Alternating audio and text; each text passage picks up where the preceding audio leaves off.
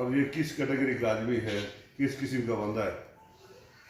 ہر لحاظ سے ہم نے اس کو چیک کیا، کوئی ایک لحاظ سے بھی ایک نمبر نہیں نکلا یہ بندہ، یہ ہر لحاظ سے 2 نمبر آدمی ہے، اور اس کا پیچھے گھر تک 2 نمبر لوگوں کا بھرا ہوا ہے، گھر تک۔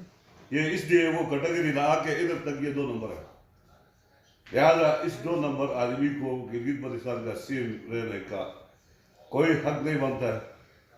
اور اس لیے ہم مائنس خالد قریشی آج کے بعد سوچ رہے ہیں انشاءاللہ جتنا جلدی کامیاب ہو سکے اتنا جلدی کامیاب ہو کے مائنس خالد قریشی کسی بھی کوئی اچھا ممبر کو، باعزت باوقار ممبر کو، جو اسمبلی کو عزت دے سکے، گلگت بلتستان کے لوگوں کو عزت دے سکے، اپنے ممبروں کو عزت دے سکے۔